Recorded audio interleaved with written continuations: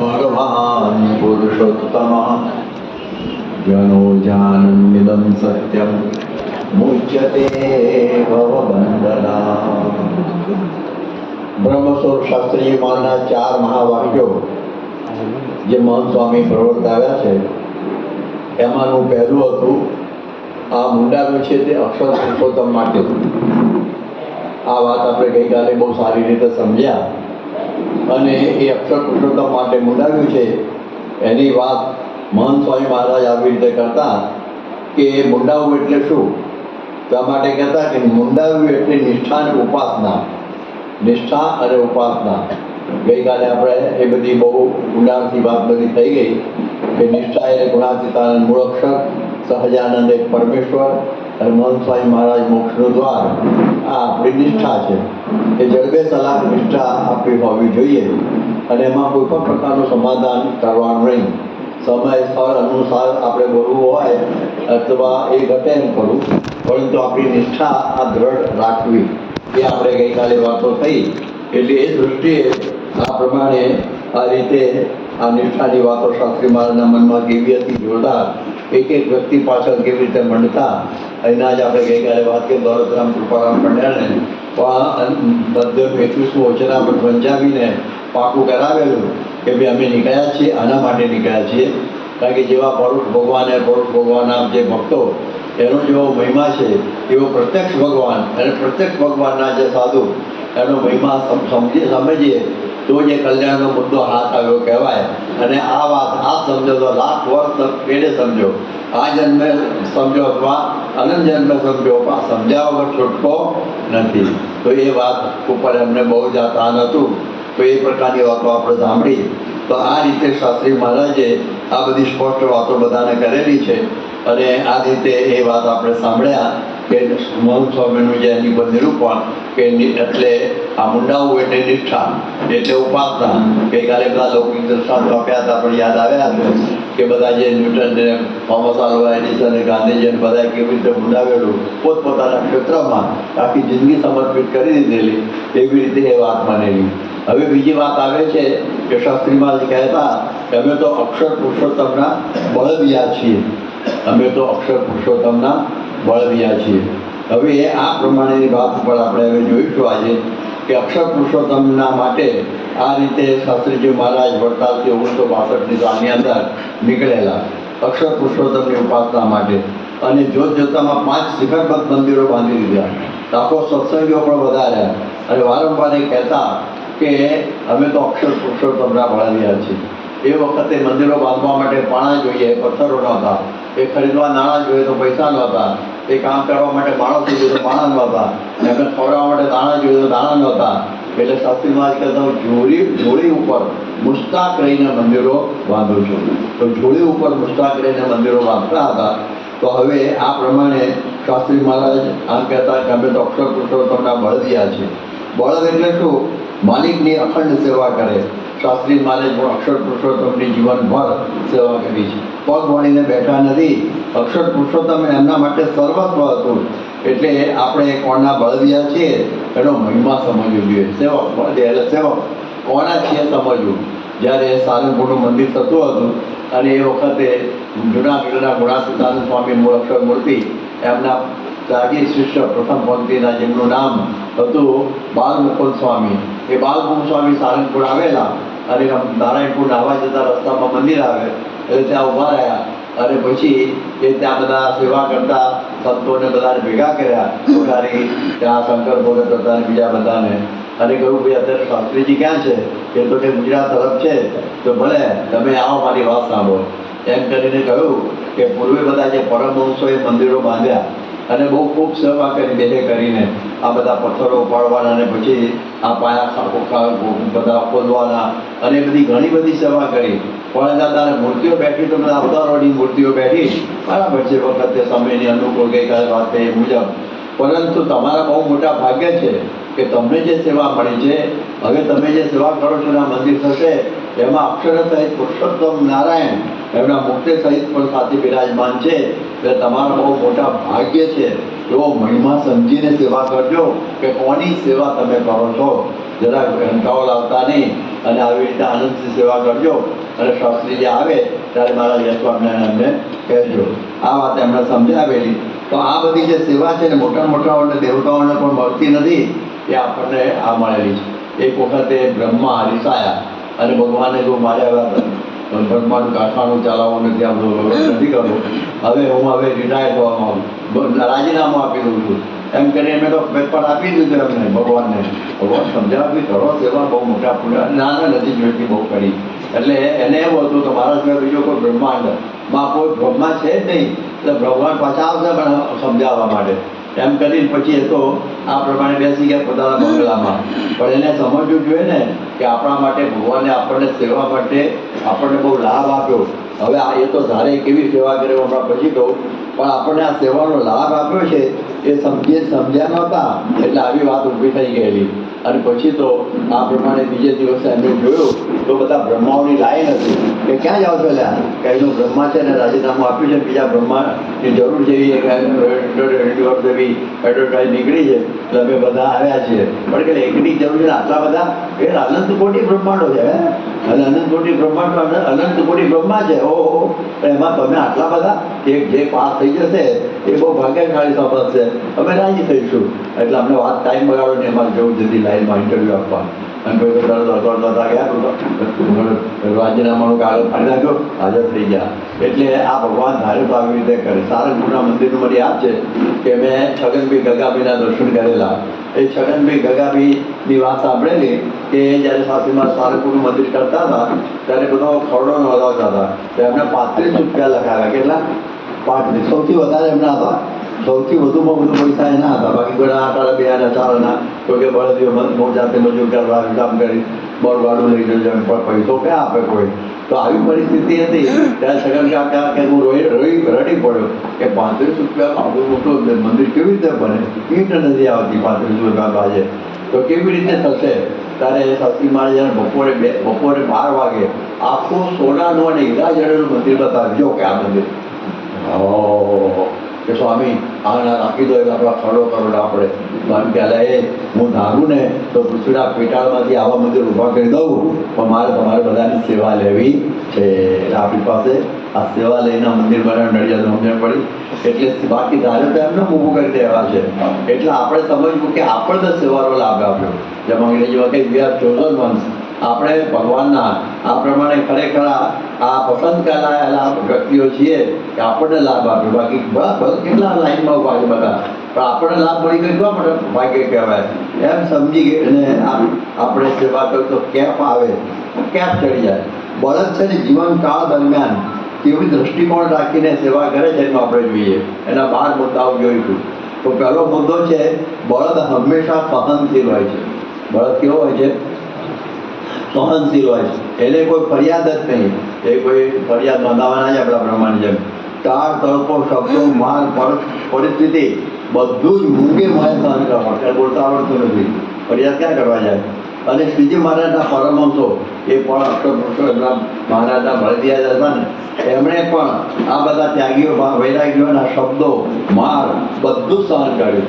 એક હતા વીરાનંદ, એમને તો કપડાં કાઢી અને બધા શરીરે નામ દીધેલા કે છોડ દે સ્વામિનારાયણ કા નામ, બોલે સ્વામિનારાયણ બન્યા કરે. અને આખા બધા 5 ફોટ થઈ ગયું. અને પછી મહારાજે આ બધું જોયું, એમની આંખમાં આંસુ આવી ગયા. વાહ, મારા પરમહંસો ખરેખર બળદિયા આટલું બધું સહન કરી રહેલા છે. ઉગા કુમારે પણ ઘણા પિતાના સ્વામીને માર મારેલો આ બધા જાણીએ છીએ જૂના સાવર ગામની અંદર. તો એમણે સિંગડું ગામ્યું નથી, એટલે બળદ મારો તો આમ તો ક્યારે પાછો આમ સિંગડું ગામે તો કશું જ કર્યું નહીં. ઢોર માર કે છે. બળદ બધા મારતા ને ઢોરને મારતા હોય ને ઢોર માર કહેવાય. લાકડી જોડતા હોય છે નહીં બધું બધા પશુઓને આપણે જોયેલું છે. તો આવી રીતે આપણા પરમહંસો ઢોર માર સહન કરતા છતાં એ અવર કુમારને છોકરો નહોતો તો છોકરો આપ્યો. બોલો, ભગતજી મહારાજે પણ સહન કરવામાં કાંઈ મણા રાખી નથી. 5 મણની ગુણો બળદિયા ઉપર લાદે એની ઉપર નાખતા, બળદિયા ઉપર નાખે ને એની ઉપર નાખતા. છતાં કેફથી બોલતા, શું બોલતા? ગુણાતીત ઉપર આ 2 કુરબાન છે. બળદિયાને જેમ આરો પહોંચે ને એ રીતે શાસ્ત્રી મારે દર્શન કરવા જાય ને મંદિરમાં આરો પહોંચતા લોહીની ધારા પેટ ઉપરથી તે પગ સુધી લોહીની ધારા ચાલતી, ધોતિયું ખડાઈ જાય તો કોઈ પ્રતિકાર કરવાનો નહીં. અને જેમ બળદો જેમ ગાડા ખેંચે ને એમ પથ્થરની લારીઓ શાસ્ત્રી મહારાજ પોતે ખેંચતા, શાસ્ત્રી મહારાજ પોતે ખેંચતા. અને યોગી બાપા માટે જેમ કહેવાય કે ટોલરન્સ ડાયનેમિક યોગીજી મહારાજ. યોગીજી મહારાજ એટલે સહનશીલતાનું બીજું નામ. એમણે જેવું સહન કર્યું છે ને એવું કોઈએ કર્યું નથી. 3:30 વાગે સવારે ઉઠી જાય, રાતના 12-12:30 વાગે સૂવે ત્યાં સુધી અખંડ સેવા સેવા સેવા અને કથા કીર્તન. મજૂરો માટે રસોઈ કરે, મજૂર એમને જમાડે, ચોકા કરે, કારખાનાની સેવામાં લાગી જાય, મહિનામાં મહેમાનો માટે રસોઈ કરે. કોઈ દિવસ કહેતા એમ કહેતા કે અમારે નખ કાપવા પડ્યા નથી. હરિભક્તોની વાહણ ઉટકી નખ ઘસી ગયેલા હતા, બોલો વાસણો ઉટકી નખ ઘસાઈ ગયેલા હતા. એવી એ સેવા કરતા, એવી પ્રકારે આ પ્રભાની સેવા કરે. અને સાથે એમના એક મંડળધારી સંત હતા જેનું નામ હતું વિજ્ઞાન દાસ. ભયંકર હતા. એનો માર ખાવાનો અને એ બધું સહન કરવાનું. મજૂરો એમના ગુસ્સે થાય એમના ઉપર. યોગી બાપા ઉપર ગુસ્સે થવાનું કોઈ હોય નહીં, પણ હોય પાછા તો પણ સહન કરી લે. અને ગુરુ મારે તો ખસી ના જાય, એટલે કે આપણે ગુરુ મારે તો અમે ખમીએ, રાજી થાય ને ગુરુ. બળદને જેમ મારે ને એવી રીતે એ વિજ્ઞાન દાસ યોગી બાપાને મજૂર હતા. જબરજસ્ત કહેતા ને કે મેં 44 વર્ષ સુધી ટોકણી ખમી છે, ધોકા ખાધા છે એવું બોલ્યા છે સ્વામી ઘણી વાર. કારણ કે પૃથ્વી ગીતામાં વાંચો તો આવી પ્રકારે યોગી મહારાજ બધું સહન કરેલું છે. અને કોઈ બી એમ ના થાય કે આજે બળદ એમ ના કહે કે મારું માથું દુખે છે આજે હળે નહીં જોડવા નહીં, એવું બોલે નહીં. એમાં જો કુંડલીઓ બળદ આવ્યા હોય ને તો એને તો કપ કાઢી નાખે ખેડૂતો, એની પહેલાંને જરાન પરેશાન કરી દે. તો પ્રમુખ સ્વામી મહારાજના વખતમાં અને સાતીમાના વખતમાં પ્રમુખ સ્વામી મહારાજે પણ બહુ સેવા કરી. કટલા તળાવનું મંદિરનું પાયા શરૂ થયા ત્યાંથી શિખર સુધી બધી જ સેવા, કડિયાની, મજૂરની બધી એમણે કરેલી. એ વખતે પેલી હતી ને આપણે શું કહેવાય ચક્કી કરવાની હતી ચૂનાની, આપણે પ્રસાદીને રાખી છે કટલા તળાવમાં. તો એ પથ્થર મોટો એ બધી એમાં પણ એમને કરવાનું. એમાં પણ એમનું આખું શરીર કાળું પડી ગયેલું અને ડાઘા પડી ગયેલા. સતીમાની કૃપાથી બધા જતા નાક ઉપર ઘણા વર્ષો સુધી એમને જોયેલો. તો એવી પ્રકારનું એમનું હતું. આવા જ રીતના શાસ્ત્રી મહારાજ બધું સહન કરવાનું. હવે તો પ્રત્યે બહુ મોટા સંત એ વખતે તો સંસ્થાના ધણી શાસ્ત્રી મહારાજે કરેલા, પ્રમુખ બનાવેલા. એક વખતે અટલાદરાની અંદર આપણા મથુરભાઈ, મકનભાઈ અને એક બીજા હરિભક્ત હતા દાયજી કહ્યું, એમને જમવાનું હતું. એટલે સાહેબ પ્રમુખ સાહેબ લાવ તો જમવાનું ત્યાં ચોકા આગળ બેહાડ્યા અને અંદર પછી કહી પાંચપોળાની છોકરી લઈને આવ્યા કે દરેકને ડબ્બે આપીએ આપણે. અને રસોઈ ઓળખે નહીં કે ગયા સાધુ ક્યાં લઈ જાઓ છો, પાછા લઈ જતા. હા પેલા મથુરભાઈને તો બધા સાંભળી લેવા કહેવાય પૂરેપૂરા પણ લીધા. એ તો ગાળો બોલવાનું શરૂ કરતા સાથમાં થોડુંક ના કે બોલવાની એ બિચારાને ખબર ના હોય એમ કરી વાળી દૂધ. પણ એને ગુસ્સે ન થાય. એને કીધું વખત જાવ તો ઘણી છે સંસ્થાના, તું તો નોકર છે 2 પૈસાનો અને એમની આવું બોલે છે. તો આવી પ્રકારે બધું સહન કરી લેતા આવા પ્રકારના સ્વામી. સુવર્ણ તુલા વખત પણ ગેરસમજથી પોતે એમને ખૂબ બધા કટાળા વચન કહેલા. સસ્તીમાની સુવર્ણ તુલા વખતે ગેરસમજ થઈ ગયેલી કે આ ધારણના આવ્યો અને સસ્તીમાને કહ્યું કે હવે હું તુલામાં સોના સાથે નહીં બેસું. પહેલાં લોકો એમ હોતા હતા કે સાસુમાં સીધા સોના સાથે બેસવાના હતા. સાસુમાના મનમાં નહોતું, પણ એમણે થયું કે આને માં ના પાડી એટલે આવું હશે. પછી બહુ પકડાયા, પણ કશું બોલ્યા નહીં. આ સહન કરવું એ એમ કહેતા કે આ બધા મોટાની ભક્તો છે, એમની આગળ તો હું કંઈ નથી, એટલે આપણે જરા પણ ગુસ્સે થવાય નહીં. એક વખતે આ બધું આપણામાંથી એક મંડળ જુદું પડેલું 1966માં બધા. અને એ વખતે અમુક ગામો પણ એના પક્ષમાં ગયેલા, આ બધા જાણો છો બધા. અને એ વખતે સરદાર ગઢની અંદર પ્રતિષ્ઠા હતી અને ત્યાં બધા થોડા એમના પક્ષવાળા હતા કે ધમાલ થવાનો સંભવ લાગતો હતો. એટલે ટ્રસ્ટીઓ એવું આપણને કહ્યું કે આપણે ત્યાં પ્રતિષ્ઠા માટે આમાં જવાની જરૂર નથી તમારે. એટલે સ્વામી કે સારું. અને ત્યાં તો બધા હરિભક્તો છે ને સીધા પણ ચોટ્યા. એવું આપણે કે હા આવીશું અમે. તમે પ્રભુ સ્વામી જરા મળી લો, કહી દો હતા. તો પ્રભુ સ્વામી એવું ભલે પાપાની પ્રેમથી ગોઠવી દઈએ કાર્યક્રમ. અને કાર્યક્રમ ગોઠવાઈ ગયો, પ્રતિષ્ઠા થઈ ગઈ અને સ્વામી નીકળી ગયા. પછી એ લોકો કોકેલા વિરુદ્ધ પથરા ટ્રસ્ટીઓની મોટર ઉપર ફેંક્યા કંઈક થોડા. એટલે કંઈ નુકસાન નહોતું થયું, કંઈક વાઈક મોટરને કંઈક ફૂટ થયું હશે બસ. અને આ લોકો ગુસ્સે થઈ ગયા. ના પાડી દે કોણે આ પ્રોગ્રામ ગોઠવ્યો, આ ગોઠવ્યો કોણે જો થયું ના આવું. અને પછી મિટિંગ થઈ શાસ્ત્રીમાં રોડામાં ગોંડલમાં. અને એ વખતે ગુણવંત રાણી પણ બેઠેલા. ગુણવંતાણીના એટલા માટે કહું છું કે ગુણવંતાણીને જ્યારે યોગી બાપાએ કહ્યું હતું ને પેલા શું કહેવાય સરદારગઢના હરિભક્તોને કે અમે આવીશું અને પ્રભુ સ્વામી મળી લો એ ગુણવંતાણી સાંભળેલું એને એ વખતે અને એ પણ હતા અને એ વખત મોટા મોટા ટ્રસ્ટીઓ બેઠેલા મોટા સ્વામી બેઠેલા યોગી બાપા પ્રમુખ સાહેબ બેઠેલા પછી જે બધા પ્રોગ્રામ થવા માંડ્યા કોણે પ્રોગ્રામ ગોઠવ્યો યોગી બાપા તો બોલ્યા હું તો કાંઈ રાખતો નથી આપણું પ્રમુખ સ્વામી ગોઠવ્યું લો મારો પ્રભુ ભાઈને ક્યાં ગોઠવ્યો તો એમણે જ પણ આવું બોલ્યા અને એ વખતે ભગવાન તો કે અરે હું તો હાજર હતો પણ આ સ્વામી જો આવું થયું હવે જોઈએ કે સ્વામી શું જવાબ આપે છે તો પ્રમુખ સ્વામી તરત જ બોલ્યા તમારી ભૂલ થઈ ગઈ અને મને માફ કરો અને આવું ફરીથી નહીં થાય પહેલાં પછી તો પ્રમુખ સાહેબ કેટલું કહેવાનું હોય ને બહુ ના કહેવાય ને આવું શું થવાય નહીં તમારે બધું ધ્યાન રાખવું જોઈએ સારું કેટલું પણ એમ ના કહ્યું કે યોગી બાપાએ કહ્યું મને મેં કર્યું તેવું આ બહુ અઘરું છો બહુ અઘરું છે કે મારે એવું ક્યાં ગોઠવું તમે કહ્યું એટલે મેં ગોઠવું એમ કહી દઈએ ને આપણો તો પણ એ નહીં એવું આનું આમ કહેવાય આ શાસન કરવાનું અવાજ જ નહીં બીજો પ્રમુખ સ્વામી બન્યા એ જ દિવસે એટલા વાસણ ઉટકી નાખ્યા બધા જાણીએ છીએ સંસ્થાના પ્રમુખ હોવા છતાં પણ અલગ ઓળો નહીં આ બોચાસન નહીં જોજો સ્વામી ત્યાં પેલા બે બાંકડા જે છે પહેલાં મારે એ ભેગા કરીને કોઈ જતા હતા બે ભેગા કરીને અને બહુ બધી ગરમી થાય તો એક ટ્રેક્ટર હતું એની અંદર પડ્યા છે આપણી સંસ્થામાં બે ટ્રેક્ટર હતા એક ત્યાં બોચાસણ અરે માને એક અસર ગઢડામાં બીજું તો કંઈ વાહન હતું નહીં બીજા ગાડા જેવા તેવા અને બીજું કંઈ જ નહીં તો એની ઉપર સૂઈ જાય પછી એક વખતે ત્યાં આગળ રોજિંદીની અંદર સ્વામી તેની ઉપર સૂઈ ગયેલા શું કહેવાય ગાડામાં આપણે કેશવ પટેલના ડેલામાં બહુ ગરમી હતી મચ્છર બધું બારે મચ્છરો કરડે આમ તો અને અત્યારે અને ત્યાં આગળ છે ને સ્વામી ગઢડામાં જીવનદાસ સાથે વાતો કરતાં રીતિના ઢગલા ઉપર સૂઈ જતા આખી રાત અને 1966ની શ્રાવણ સુધી એકાદશીના દિવસે તો મને યાદ છે કે આ પ્રમાણે પ્રમુખ સ્વામી મહારાજ અમારી ભેગા જ હતા અને ત્યાં વેકરાવાળી ભૂમિ હતી જાગા સ્વામીના ઓરડાની સામે અને એમના પેલા મંદિરની સામે આખી રાત એમાં કાકડાવાળી ભૂમિમાં ઉભી ગયેલા અમારી સાથે યોગી બાપાનું ગુજર મળેલું એટલે તો એમના રૂમમાં ઉભી ગયેલા આવી પરિસ્થિતિમાં એમણે બધું સહન કર્યું છે કહેવાનો અર્થ એ છે કે બધું જ એમણે સહન કર્યું છે જરા પણ એવો અવાજ નહીં ઘણી તમે જુઓ કે જ્યારે શાસ્ત્રી માનો શતાબ્દી મહોત્સવ આપણે શીખવાડ હતા 1965ની અંદર થયેલો અટલાદરાની અંદર અને એ વખતે સ્વામીના માથે જ બધી સેવા હતી બધા ડિપાર્ટમેન્ટની હેડ ઓફ ધી ડિપાર્ટમેન્ટની હેડ ઓફ ધી સભ્યો એ પોતે જ હતા એટલે બધું જ એમને સંભાળવાનું એટલે બપોરના 2 વાગે 3 વાગે જમવાનો ટાઈમ જ મોટા સ્વામી કે ભાઈ તું આવી જા જલ્દી પછી તું જમીશ પણ ક્યાંથી અવાય જલ્દી માંડ 1 વાગે કે 1:30 વાગે આવવાનું થાય બાકી તો 2:30 વાગે આવી દે અને આપણે 10 વાગે જો કરતો રસોડાની આજુબાજુ જ ફરતા હોઈએ કે ક્યારે ખોલો દરવાજો ખુશી અંદર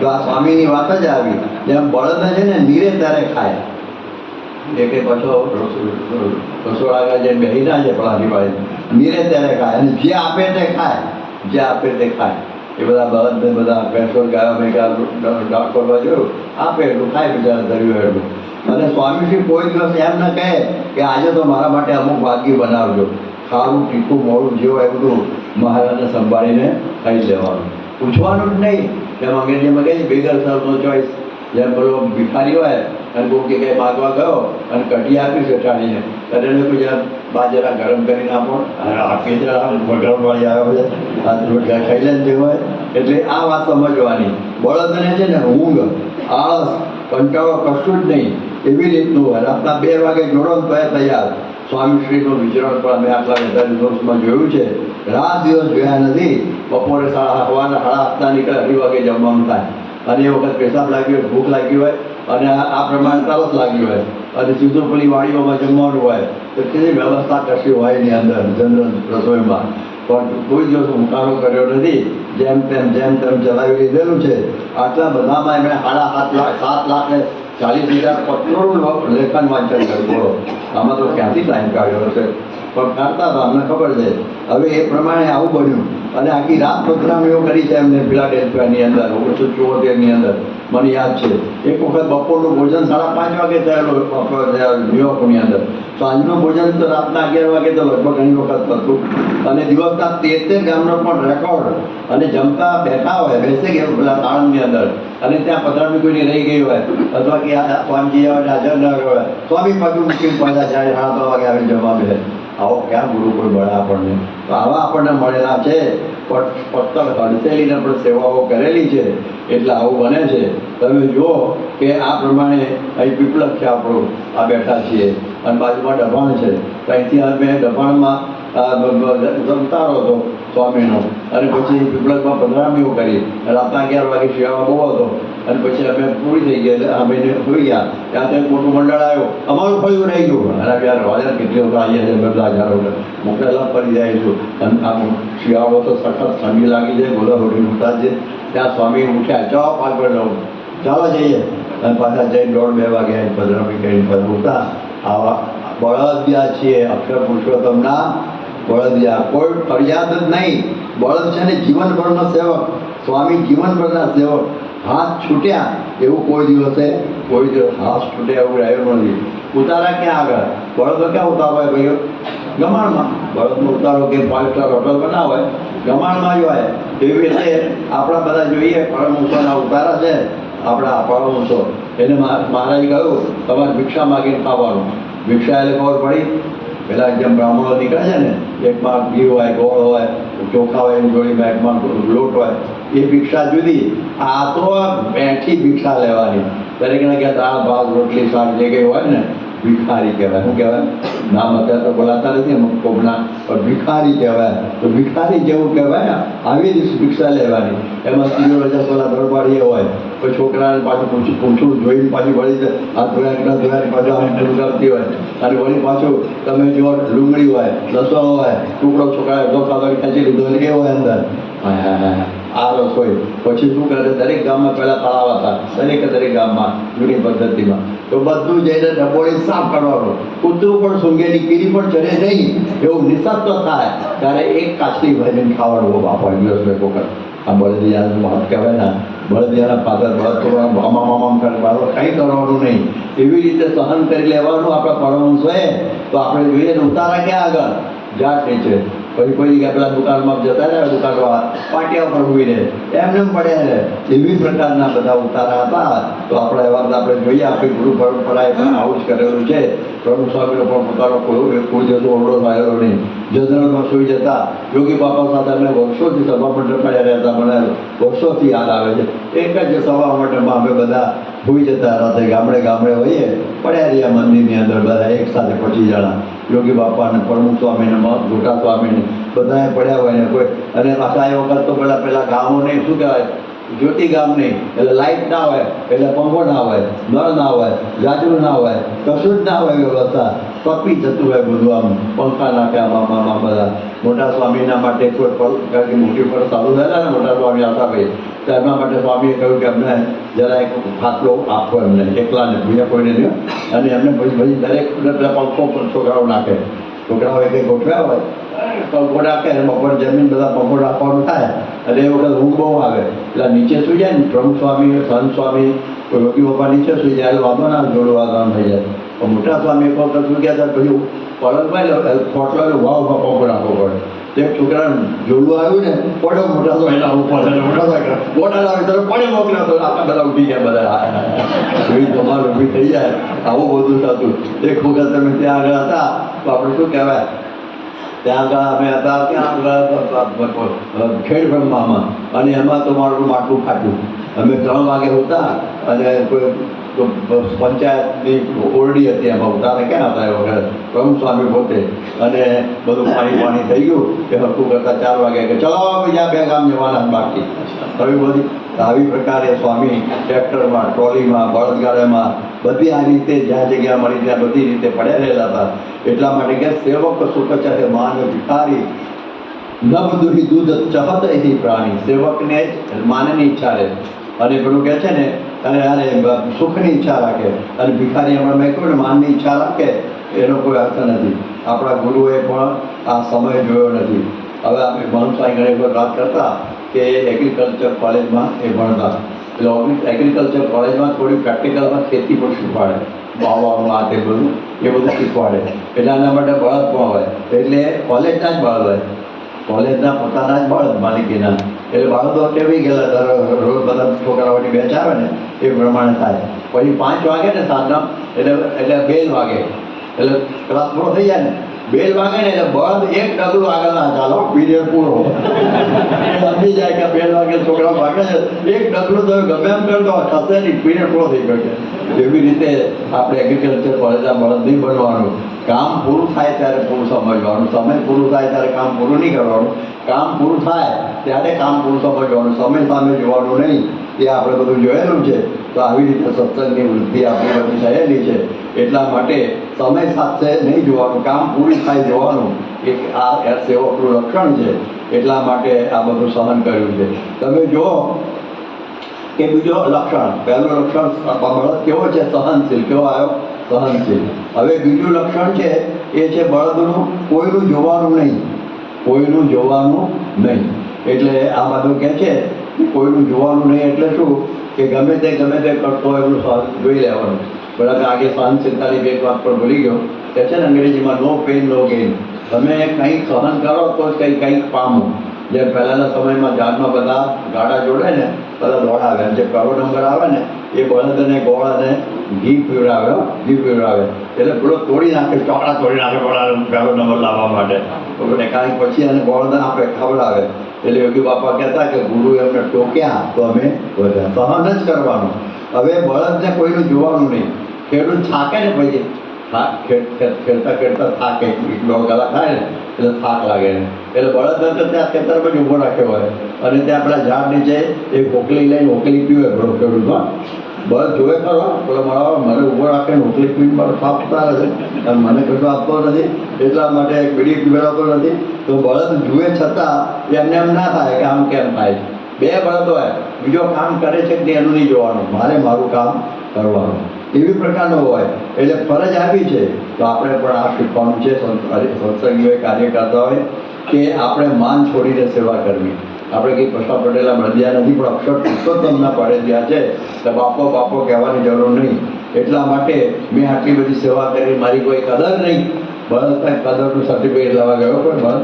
હા, એને કંઈ નહીં હોય. અમે એક વખતે ત્યાં આગળ ગોંડલ સારંગપુર હતા અને આપણા બધા ઢોર છે ને ત્યાંની હરીફાઈ થાય ને બીજે ત્યાં ભોપાલમાં બીજે તે ચંદીગઢમાં તો નંબર 1 આવે બધા.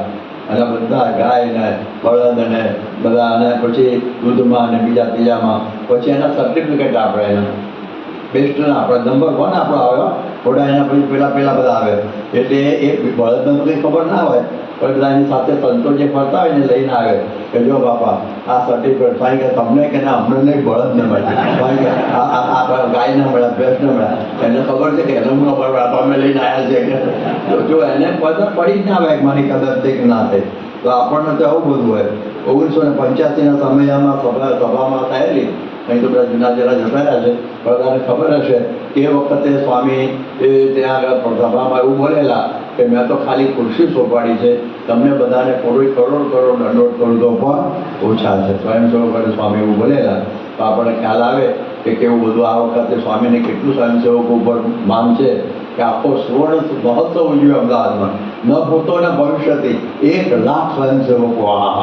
અને કેવો ભવ્ય ઉત્સવ થયો એ તો જે તમે બધામાં મોટા ભાગના તમે હાજર હશો તો બધાએ જોયું હશે કે આવો સમય તો કોઈને આવું કદર કોઈએ પોતાના સેવકોની કરી હોય તો મહંત સ્વામી પહેલવેલી આવી કદર આવી કરી, અદ્ભુત કદર. અને આપણે એમને તો ઈચ્છા કોઈની નહોતી, પરંતુ એમણે બધાએ કર્યું.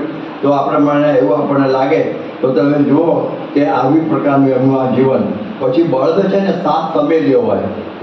બળદ હોય છે 7 સમેલીઓ હોય. કેવો હોય કે ગમે ત્યાં જોડાય, હળદી અંદર પણ જોડાય, ગાડે પણ જોડાય, કોષે પણ જોડાય, ખળામાં પણ જોડાય, ચૂનાની ચક્કીએ જોડાય, અરે ઘાણીએ પણ જોડાય, ઘંટીએ જોડાય, એકો હોય છે એક બળદવાળો એમાં પણ જોડાય. એ 7ના પેલા 8 થઈ ગયા. તો આવા 7 સમેલિયા બળદ કહેવાય છે. એટલા માટે ગુણાતીતાનંદ સ્વામી પણ 7 સમેલિયા હતા. માતાની સેવા કરતા, રસોઈ કરતા, કારખાના કરતા, કીર્તન ગાતા, કથા કરતા, બધામાં ગુણાતીતાનંદ સ્વામી તૈયાર અને તૈયાર. તો આ પ્રકારની ભગતજી મહારાજ પણ 7 સમેલિયા. દરજી તો હતા, વળાંદની પણ સેવા કરેલી, બંકીની પણ સેવા કરેલી, પેલું કૂતરું પાડેલું, અનેક પ્રકારની સેવા એમણે કરેલી. શાસ્ત્રી મહારાજ, યોગીજી મહારાજ અને પ્રમુખ સ્વામી અને મહંત સ્વામી એ લોકો ખાલી ગાદી શોભાડી નથી, બધાએ સેવાઓ કરેલી છે. નાની મોટી જે સેવા છે એમાં લાગી ગયેલા છે. આપણને બધાને ખૂબ અનુભવ છે. શાસ્ત્રી મહારાજ પણ બધા પાળા ઉપાડતા, સેવા કરતા. એવી પ્રકારે આપણે બધાને ખ્યાલ છે. આપણે જોઈએ કે આ પ્રમાણે યોગીજી મહારાજ એમના મેં વાત કરી દીધી, પ્રમુખ સ્વામી મહારાજની પણ વાત કરી દીધી. મહંત સ્વામી મહારાજ સાથે અમે બધાએ મુંબઈમાં અને બીજા 14 વર્ષ સુધી હારે વાતો ઉઠ્યા છે. અમે મહંત સ્વામીની સત્ય વડીલ આપણે પ્રગટ ગુરુ હરિ એ પણ આપણને બધું યાદ આવે છે. તો આ પ્રમાણે આ રીતે આપણી પરંપરાએ સેવાને સેવા જ કરેલી છે. એટલે બધી જ પ્રકારની સેવાઓમાં એવી રીતે રહેતા. અમારા પૂજ્ય ડૉક્ટર સ્વામી, કોઠારી સ્વામી, ત્યાગવલ્લભ સ્વામી, અમે બધા દાદરની અંદર વાતો ઉડકતા. ત્યાગવલ્લભ સ્વામી તો રસોઈ પણ ખાલી કરતા, પણ આ બધી જ સેવામાં બધા ચોંટી પડેલા હતા. હવે ચોથું લક્ષણ આવે છે કે બળદ કેવો હોય કે માલિકની મરજીને જાણે. કેવો હોય? માલિકની મરજી જાણે. એટલે એક વાર શ્રીજી મહારાજે સભામાં કહ્યું ગઢડામાં કે અત્યારે વરસાદ આ શું કહેવાય તડકો બધું બહુ છે, માટે સાંજની સભા છે ને આપણે લક્ષ્મીવાડીએ રાખીએ. બધા તો બહુ સરસ, બહુ ફાઇન. મને કે ઊભા થઈ ગયા બધા. પણ એ વખતે મિયાજી અને રતનજી હતા, એમણે સાંભળ્યું. એમણે સાંભળીને શું કર્યું, ત્યાં જમી લીધું સવારે 12-11 વાગે, અને પછી એ ગાડું લીધું અને દરબારમાંથી, અને પછી બધા મૂંગળ એટલે કે પાટોળા લઈ લીધા, અને પછી ઝાડુ ને બધું લઈ અને લક્ષ્મીવાડીએ ગયા. બધું સાફસૂફ કરી દીધું, પાણી છાંટી દીધું, મહારાજ માટે રાત્રે થઈ ગયા નથી દીધા, બધાના માટે પાટોળા પાથરી દીધા. અને પછી સાંજે સ્વામી મહારાજ આવ્યા, બધું તૈયાર, ફર્સ્ટ ક્લાસ. અને એ પ્રમાણે એની પર સભા થઈ ગઈ. અને મહારાજ ગયા તો આ 2 જણા રોકાયા. કોણ? મિયાજીને રતનજી. વાઇન્ડઅપ, એ વાઇન્ડઅપની સેવામાં એને આવી પાછા. આપણા તો આખા પાર્ટી જુદી આવે છે, પણ આપણે એની જ અને બધું સાફસૂફ બધું ઉપાડી અને પાછા લઈ ગયા. મહારાજ કીધું આ ઘરધણી આવે, મોડા આવ્યા, આ ઘરધણી આવ્યા. મરજી જાણી ગયેલા કે મહારાજને સભા ત્યાં કરવી છે તો આપણા બધું પહેલાંથી વ્યવસ્થા કરી દઈએ. તો આ પ્રકારે મરજી જાણીને આ બધી સેવાઓ કરતા. ગુણાત્યાન સ્વામીની વાતમાં બધા જાણો છો, મારી હાટીનામાં કથા કરતા કરતા આમાં આવી દ્રષ્ટિ ગઈ કે આમાં બહુ ફૂંકાય છે, બધા ફૂંકાય મહારાજ સ્વામી. તો હોય ને બધું ઉનાળે હાય કથા કરો. પણ ભગતજી સાંભળી ગયા. અને તરત બાજુનું વેણ જતું હતું નદીનું, એમાંથી હાડે ભરીને બસો આમાંને પાણી પાઈ દીધું. ત્યારે મરજી જાણીને સેવા કરે એ બહુ જબરજસ્ત છે. જેમ ગોપીઓ છે એમને મહારાજ આવે અને કૃષ્ણ ભગવાનને લેવા માટે અક્રૂર આવેલા, ત્યારે નક્કી કરેલું કે આપણે જવા દેવા નથી, આપણે આમ રોકીશું, આપણે એમના રથની આડા હોઈ જઈશું, કોઈ કે રથ ઉપર ચડી જઈશું અને નહીં જવા દઈએ. આ બધા સંકલ્પ પણ પ્રોગ્રામ કરેલા. અને પછી જ્યારે આવીને ઊભી રહી બધું કરવા પ્રોગ્રામના પ્રમાણે, અને કૃષ્ણ ભગવાનની આંખ સામું જોયું. શું જોયું? આંખ સામું જોયું. અને એમાં ખબર પડી ગઈ કે હવે એમને અહીં રહેવાની ઈચ્છા નથી. કૃષ્ણ ભગવાનની અહીં આગળ ગોકુળમાં રહેવાની હવે ઈચ્છા નથી. એટલે આપણે હવે વચ્ચે કંઈ વિઘ્ન કરવાની જરૂર નહીં. એટલે બીનીઓ અને આ છેટે જઈને ઊભી રહ્યો એવો બધો શબ્દો વાપર્યા છે. એટલે બી ગઈ અને દૂર ઊભી રહી ગઈ, મરજી જાણી લીધી. 1955માં યોગીજી મહારાજને વહેલા આફ્રિકા જવાનું, અને એ વખતે આપણા બાલમુકુંદ સ્વામી એમને સેવામાં રાખેલા હતા. અને બીજા બે હતા સંતોના ગુરુ જેવા હતા. એટલે એ પ્રમાણે એમની સેવામાં રાખેલા અને કહ્યું કે તમારે અમારી સેવામાં આવવાનું છે. નક્કી થઈ ગયેલું. મારા પાસપોર્ટ થઈ ગયો, વિઝા બધા થઈ ગયું. વિઝા તો કંઈ બહુ તમને જરૂર નહોતી, પણ એમની ટિકિટ બધું થઈ ગયેલું હતું. અને પછી સ્વામીના મંદિરોના દર્શન કરતાં બોચાસરમાં આવ્યા. અને બાલમુકુંદ સ્વામી છે ને એ વખતે આપણા નાના અક્ષર સ્વામી બહુધા ગામના, અમુક ઓછાગઢ ભગત એમનું નામ, અને વડતાલમાં તો હતું અને પછી સાતમીમાં ભેગા આવેલા. એને પૂછ્યું કે તમે વડતાલ મારો તો લાખ ગણો, રાજ્યના અહીંયા આવો તો કરોડ ગણો. એટલે પછી વડતાલથી આવી ગયેલા. અને એ સાતમીમાં સાથે રહેતા. બહુ ખરેખર ભક્તરાજ હતા અને બહુ ભજનીય હતા.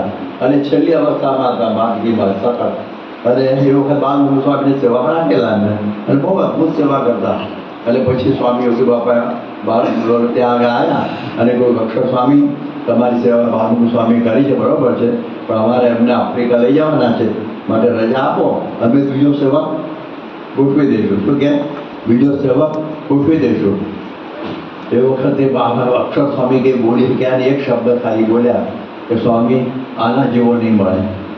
તો સમજાવ્યું સેવકે ભગવાન આના જેવો મારી મરજી જાણીને મારી વિધિ પ્રમાણે હું જાજુ કરી દઉં તો કે બોલે નહીં, આ તે નહીં, કે આના જેવો સેવક નહીં મળે. અને પછી એટલું બોલતા તો રડી પડ્યા. હવે પ્રભુ વિજુ બાપા મૂંઝાયા તો શું કરું?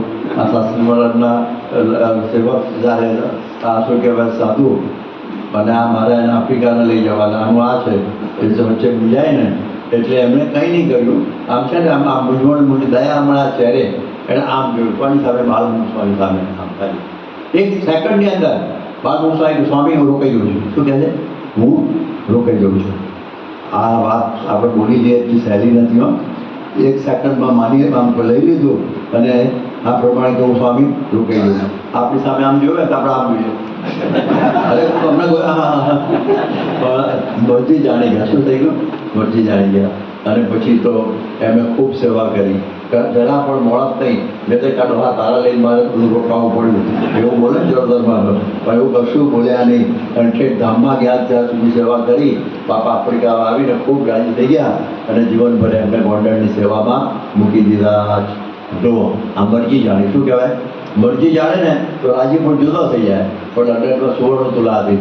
ત્યાં છે ને 1985ની અંદર યુપીઆર સ્ટેડિયમની અંદર આવું બન્યું એવું કે બે બાજુ બે સરખો પ્રોગ્રામ થઈ ગયો. આ બાજુ એલેક્ઝાન્ડર પેલેસ પાર્કની અંદર એની પેલી કહે છે ને એની અંદર આપણો કલ્ચરલ ફેસ્ટિવલ ઓફ ઇન્ડિયા શરૂ થઈ ગયો 16મી તારીખથી.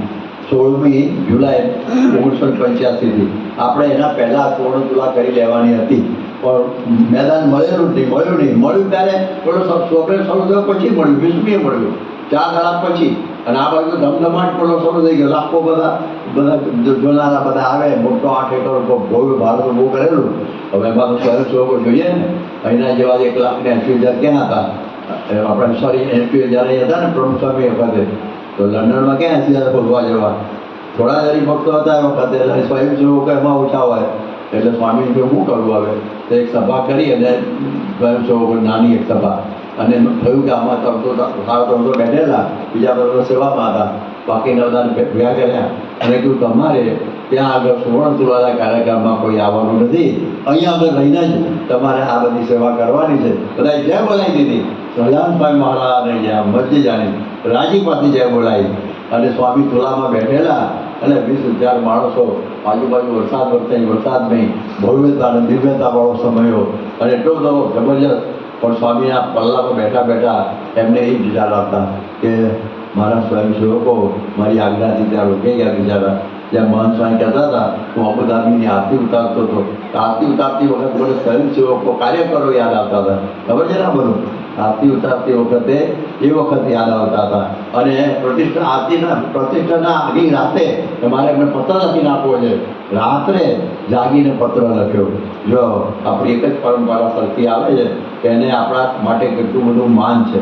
કેટલું આપણી રુચિ પ્રમાણે કામ કરનાર કાર્યકર હોય કે સ્વયંસેવક હોય ગરીબગત હોય એના માટે કેટલો ભાવ છે કે આના ઉપરથી આપણને ખબર પડે. તો જો એમના માટે કોઈ જુદી 16 તુલા નાની કરેલી પણ એટલી સરસ થયેલી એ પણ અમને યાદ છે. તો આવા બધો દાખલો થયો. જ્યારે અમેરિકાની અંદર જ્યારે કલ્ચરલ ફેસ્ટિવલ ઓફ ઇન્ડિયા કરવાનો હતો ને એ વખતે એ લોકોનો અનુભવ નહોતો બહુ. લંડનવાળા તો બહુ નીવડેલી મેન્ટેનન્સ પાર્ટી હતી. એટલે એ લોકો 1 મહિના પહેલાં ગયા અમેરિકા અને આખું ગોઠવણી કરી દીધી અને સમય શરૂ થાય પહેલાં તો નીકળી ગયા. આ બધા જાણો છો કે નોકરીનો સમય હોય. તમે જો નોકરી સમયસર પાછા ના આવો તો પછી જતી રહે અને લંડનમાં ગયેલી ફરી આવે નહીં અને ઉપાધિના પાર નહીં. તો 1 મહિનો રજા લઈ અને આ સેવામાં ગયા. 1 મહિનો માલવા માટે ન ગયા. મહિનાનો સમય હતો ચાલો ફરી આવીએ બધું પણ સેવા માટે. નામ કહેવાય BF એક પરિવાર. આવા દાખલાઓ આપણને ખબર છે. પછી આપ જોવા કે બળદ છે ને સીધો ઘેર આવ્યો. એને પછી એડ્રેસની જરૂર નહીં હા. એને પછી ગૂગલની કંઈ જરૂર નહીં હા.